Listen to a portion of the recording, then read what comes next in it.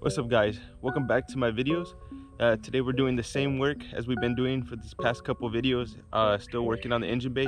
Yesterday I did some work off camera just to catch up on some things, so I'll show you that right now. But we're gonna be working on it, maybe lay some primer down today. I know I say that on every video, but hopefully we get to actually lay some primer down this time. But let me go ahead and show you what I've done yesterday.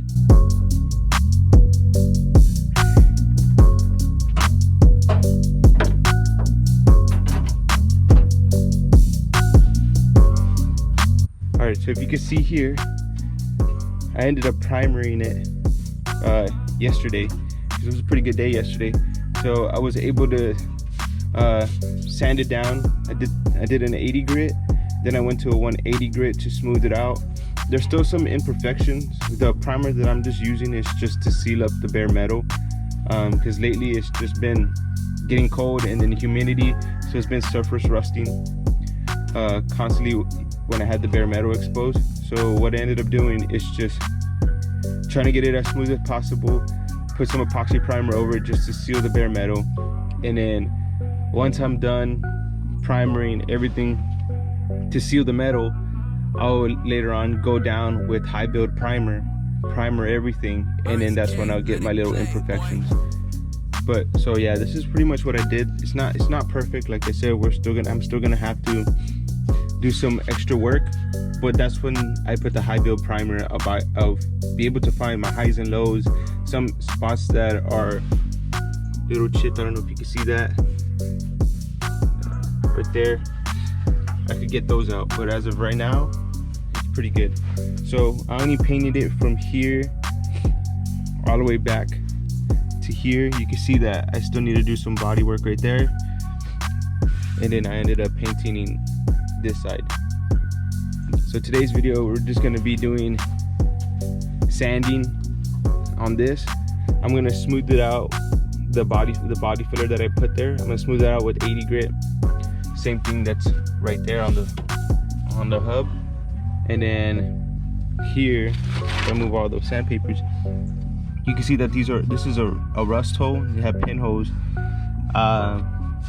I'm just gonna go in there and just put some body filler over that, and then just sand it down. And then this hole right here that's all messed up, I'm just gonna get my drill and just drill that a bigger hole so it can look like factory. I'm not trying to go in there and weld a new piece in. It's gonna just take too long, and it's a little bit of work, so I'm just gonna go in there and do that. What I'm gonna do is gonna take off this fender, set up the air compressor, and then start sanding. Okay, I ended up taking off the fender. I also wanted to say that yeah, probably asking like, why am I just painting one side and not painting everything at the same time? The conditions that the weather is right now, and how much more work I have to do. So say like everything was like bare metal like this, right? There's so much little details and imperfections that I had to go and touch up.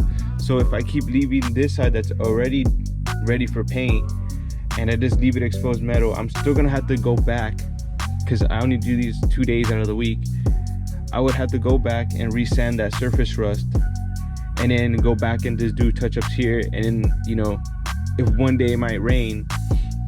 So what I'm trying to do is just do it by section, paint it. That way it's easier for me just to work on this area, get that part done, paint it, and that way I can only concentrate on this without worrying about me going back, resanding that resanding the surface rust off of it, you know. So and since I'm working outside, the conditions are way different. So that's why I'm painting just this area, because this side was already almost there to be done. Even though there's little perfections like this, or little pinholes, or spots where I miss with the sandpaper, I'm able just to completely paint over the bare metal to have it sealed. That way I don't have to go back and retouch it up again with sanding. It's kind of like you're jumping back and forth when you could just have it done, get this primered, or to seal off the metal, and then when you're there to do high build primer and get the small imperfections, it just makes the job easier where you don't have to go back and sand the metal down. So that's the reason I'm doing it in parts. If you're doing this like inside a shed or in a garage and all that stuff, your conditions might be different, or depending on like what type of an environment you're in, it might be different. But in the circumstances that I'm on, it's better for me just to do it in parts. All right, so before we start sanding, I just want to remove all these bolts and all these flanges that hold the bolts down. I don't know what these are called, but we're gonna start removing everything from these radiator connector support rods and then to these pieces right here. Try to get as much stuff as I can, and then we can start sanding this down here. If you have one of these, this was an 80 grit or 40 grit, it makes the job much easier because you don't have to go ahead and use like a lot of your body strength to do the work. You just basically go and it sands that stuff right off. So it makes it easier. You could get these little sandpapers by different grits. This is just a 40 grit just to take off some of these bulky rust and pittings. So that's why I got this. It makes the job way easier. This is what I did in like less than 20 minutes. It was able to take this stuff down. Either way, I still gotta go back in there and do some of the touches that this doesn't do. The right angle grinder doesn't do by hand. You would have to by machine. You would have to do it by hand. But for it to knock this down so quick, also knock this down so quick, makes your job easier. But if you don't have like a compressor, even if you could use a small compressor, it still could do the job. It's just gonna take a while for it to fill up with air.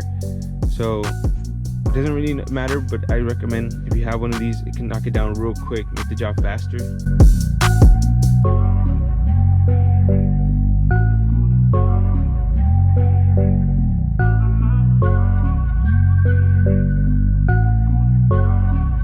RSK, let it play, boy.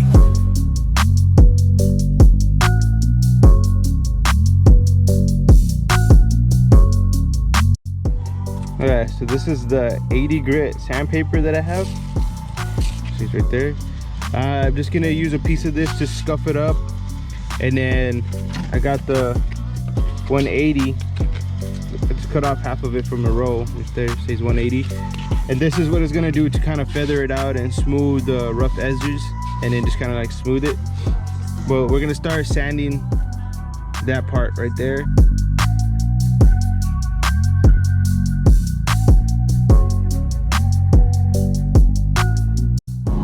So I wanted to show you. So I was able to knock down the body filler and try to get it as smooth as possible. So that's how it looks. I also ended up sanding this part right here, but you can see where there's some areas that have small little pinholes. I'm gonna use some glazing putty and cover those little spots. Even right here where I welded, just gonna use a little bit of that right there. And I'm gonna also use some in here. Towards the bottom, as you can see where my finger's at, that's where like a little bit of body filler where I couldn't reach with the sandpaper. That's fine. I don't really need to smooth that because when I put the sealer, it's gonna go over that spot right there. So it's gonna go, the sealer, you will never see it because the sealer is gonna cover it. I'm gonna go through here and it's gonna go all the way down when I put the sealer on. All right, so this is the glazing putty I'm gonna use. It's Contour polyester glazing putty. It's from Eastwood, and it also comes with the hardener. So I'm just gonna go ahead and just put a little bit of like a penny size or a little like a quarter size of glazing putty on the mixing board, mix it up, and then just apply it. I really don't need that much because it's only small imperfections that I need to do, so I'm gonna just try to put as minimum as possible.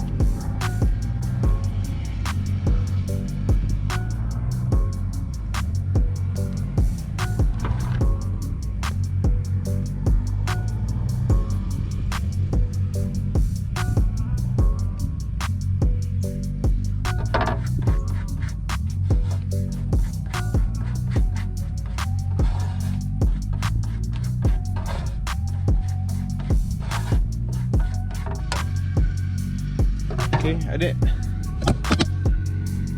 Alright, there you go. I didn't put it on too smooth. The spatula was too big and I was doing it wrong.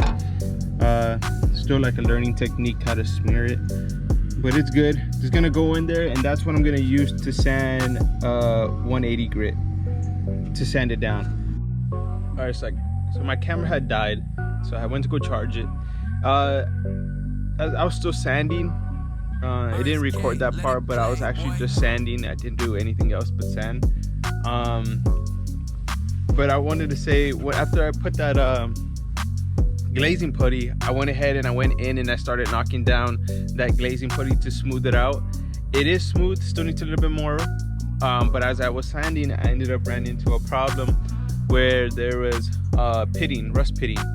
So I ended up taking care of that. Right now it's curing, but I'll show you what I'm doing and I'll show you where it's rusting at.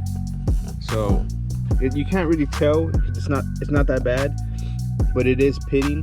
It's pitting along here inside there,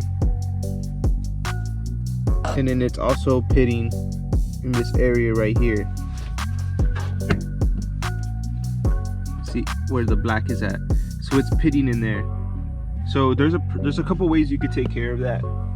There's a way where you could cut it out and then just weld a new piece in. But since this is like such a hard area to weld or try to even make a piece, unless you have a donor car or whatever to put that piece in, this rust ain't that bad. It's not really eating its way completely through. So there's a way you can actually prevent the corrosion from keep going.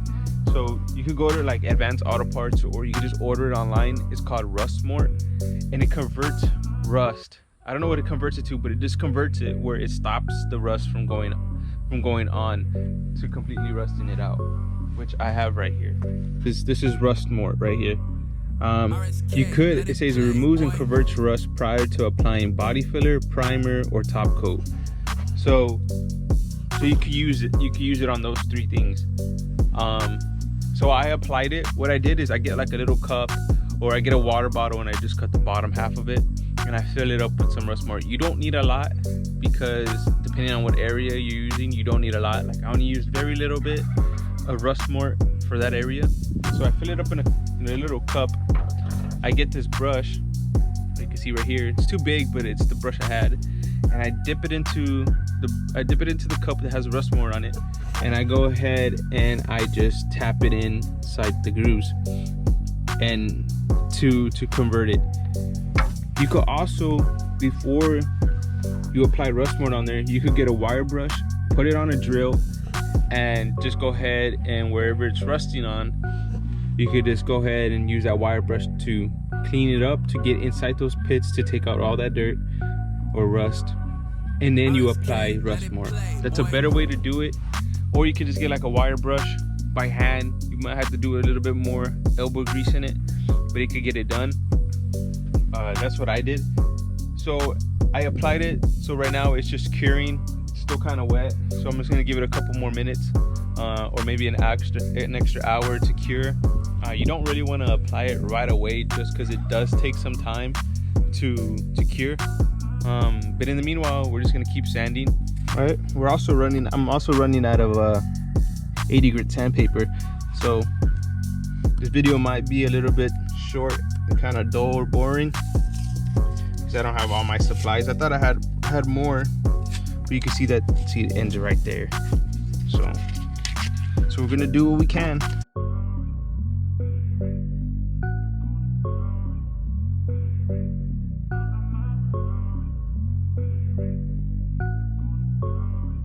RSK, let it play, boy.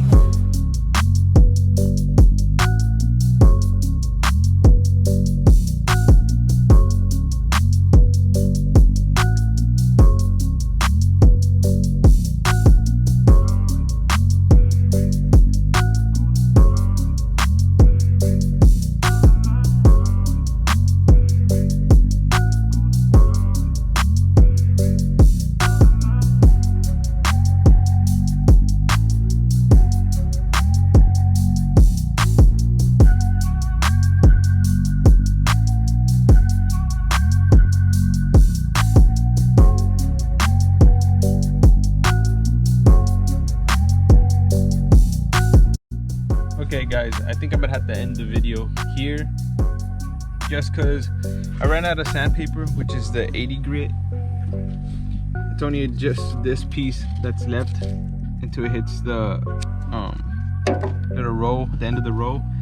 So I don't want to waste that just on here. I'd rather just get another row of sandpaper and then start sanding again. Just gonna end today's video, guys.